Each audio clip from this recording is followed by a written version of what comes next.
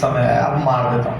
और जैसे ही लुड़करण जाने लगा, वो दो बॉडी बिल्डर भाई तैयार खड़े थे, उन्होंने कहा तुम्हारा ध्यान किधर है तुम्हारे हीरो?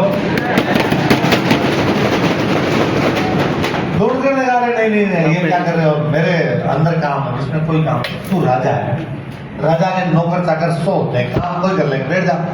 और मारवाड़ से बारात आई है, इतनी दूर से बारात आई है, थके हुए हम, बैठ दो पेक लगाते हैं हर साल, पता ही करें, थोड़ी बातचीत करते हैं अपने, बनाओ एक पैक बनाओ लुड़करण जी का। लुड़करण ने कहा नहीं नहीं नहीं नहीं अरे ये मत करो, मेरे को कन्यादान करना है। क्या करना है? उन्होंने कहा कन्यादान कोई कर देगा, तेरा बेटा कर देगा, तेरा भाई कर देगा, तू कहीं नहीं जाएगा, यहाँ बेटा कर। और वास्तव में गांव की शादियों में कन्यादान कोई भी कर देता है, भाई कर देता है, चाचा जी कर देते हैं, ताऊ जी कर देते हैं, पिताजी की कोई आवश्यकता नहीं। गया तो मालदेव जी के फिर निर्विघ्न संपन्न हुए, आराम से मालदेव जी। अगले दिन उमा देवी की विदाई की गई। पहले जब राजकुमारियों की विदाई होती है, राजकुमारियों की जब शादी होती है, उनके साथ में काम करने के लिए नौकर चाकर देते।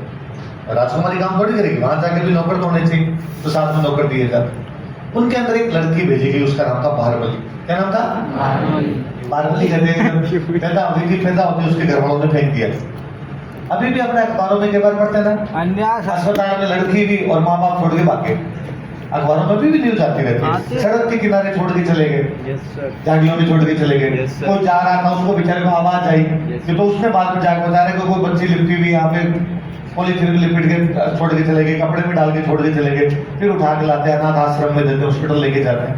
पहले भी ऐसा हो जाता।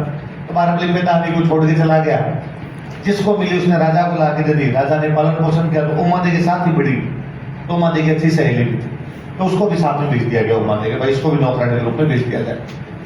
शाम को मालदेव जी जब महल के अंदर आए तो उन्होंने समाचार भेजा कि भाई मालदेव जी अपने महल में आ गए, रानी उमा देवी को खो की मालदेव जी वेट कर रहे। उमा देवी तब श्रृंगार कर रहे, दुल्हन थे, वो श्रृंगार वगैरह कर रहे हैं अपना। उनको जब पता चला कि मालदेव जी आ गए, तो उन्होंने बारबली को कहा, बारबली तुम जाओ और तुम जाके एक बार मालदेव जी कर दो, मुझे आने में समय लगेगा। बारबली बहुत सुंदर थी।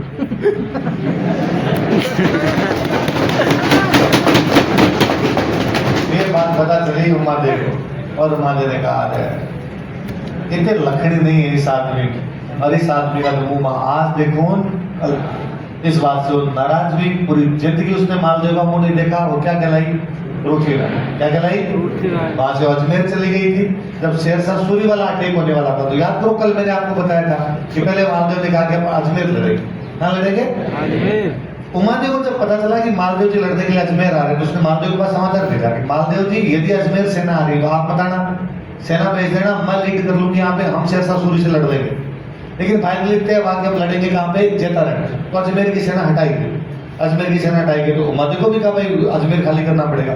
तो उमा देवी थोड़े दिन तक जोधपुर के पास में गांव था, वहां पे रहे थे। फिर फाइनली लास्ट में अपने ननिहाल चले गए थे। उनका ननिहाल था केलवा। ननिहाल कहाँ पे था? केलवा। ननिहाल चले गए, केलवा चले गए। और जब मालदेव की डेथ हुई तो उमा देवी को मैसेज किया गया कि भाई मालदेव की डेथ हो गई। तो उमा देवी सभी हो गई। उमा देवी ने कहा उस व्यक्ति ने अपने पति होने का धर्म नहीं निभाया, लेकिन मैं मेरे पत्नी होने के धर्म से पीछे हटूंगी। उस समय अगर रिवाज कहता ना पति के साथ सती हो जाओ तो क्या हो जाती है? सती। कहते हैं कि उन तीनों रानियों को लगा कि अपनी ननद का घर बर्बाद हो गया और अपने वाला कभी भी हो सकता है। उन तीनों रानियों ने आपस में इस्लाम स्वीकार किया। उनमें से एक भाई का उसका नाम था बाग सिंह। क्या नाम था?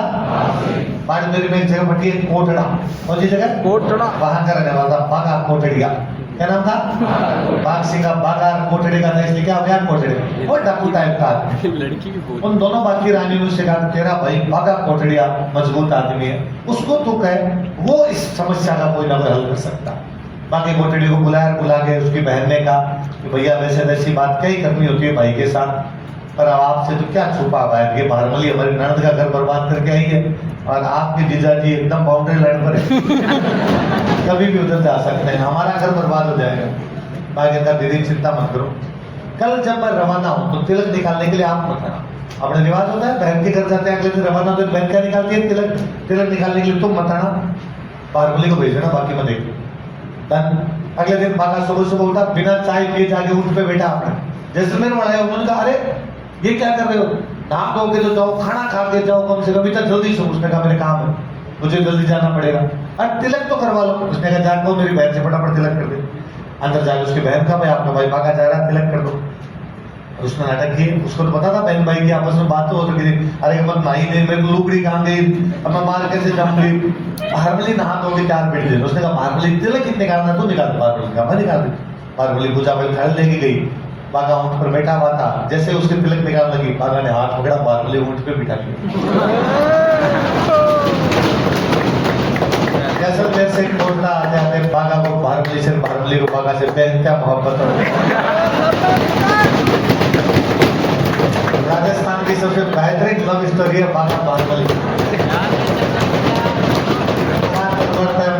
जहाँ सर पड़ता है हंस, जहाँ बाग होता है बारबल, जहाँ दारू होता है मक्स। जहाँ जहाँ पेड़ होंगे वहाँ वहाँ मोर होंगे, जहाँ जहाँ सरोवर होंगे वहाँ वहाँ हंस होंगे, जहाँ जहाँ दारू होगी वहाँ वहाँ मांस होगा, जहाँ जहाँ बागा रहेगा वहाँ वहाँ। ये बात पता चली मालदेव को कि हारमली को कौन ले गया? झंडू सर। मालदेव ने अटैक किया है, लोगों ने समझा कि साहब अटैक मत करना। बागा डाकू टाइप का आदमी लेके आगे लेके निकल गया, हाथ में बेइज्जती होगी। जब मारवाड़ की सेना गिर बागा हाथ ही नहीं आया, तो मालदेव ने कहा रुको। उस दिन उमादेव वापस आ रही थी, तो वो 2 कौन बोल रहा था सामने जाके। हाँ समझ नहीं कहा सॉरी ब्रो, झंडू बोल रहा था। आसनंद जी कोई बात नहीं, आपकी वजह से वापस कौन गई? उमादेव। अब आप किसको लेके आओगे? हारमली। आसनंद जी किसको लेने के लिए गए? हारमली। हारमली किसके पास? बागा। बागे को पता चला कि आसनंद जी उससे मिलने के लिए आ रहे हैं। बागा बड़ा दरिया दिल आदमी, कवियों को इज्जत करने वाला आदमी। बागा सामने गया आसनंद जी की, दंडवत प्रणाम किया। धन घड़ी धन भाग, हमारी धरती का भाग्य उदय हुआ कि हमारी धरती में आसनंद जैसा महान विद्वान है, चलो मेरे साथ। पालकी में बिठा के ले गया, पालकी खुद उठाई उसने।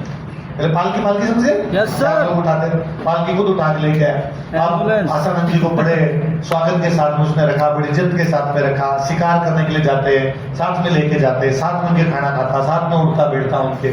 आसनंद जी नोटिस किया कि बागा कितनी इज्जत करता है। आसनंद जी ने देखा कि हारमली भी बागा से कितना प्यार करता है। फिर आसनंद जी गए नहीं, वहीं रह गए। जब बागा मरा था तो हारमली उसके साथ सती हो गई, आसनंद जी पागल हो गए। आसनंद जी जगह जगह दीवारों में सिर भिड़ा भिड़ा के घूमते रहते। जागा आओ बड़े घर पोटेड़ा रातू धड़ी, जासी फूल झड़े पर बास न जासी। बाग जी ये बागा जैसे फूल झड़ जाता है लेकिन उसकी सुगंध जाती, उसी प्रकार तू चला गया लेकिन तेरी याद मेरे दिल से जाती। थोड़ थोड़ पग दौड़ करसा पेट रहे कारण है, रात दिवस राठौड़ बिसरा नहीं बाग जी। ये बागा राठौड़ व्यक्ति कुछ भी कर लेगा, कमाने के लिए 100 धंधे कर सकता है, लेकिन तेरी याद जो मेरे दिल से कभी निकलती। आसनंद जी बाद में पागल नहीं हुए। झंडू बेचा बड़ी विद्वान आसनंद जी बारे पढ़ते हैं।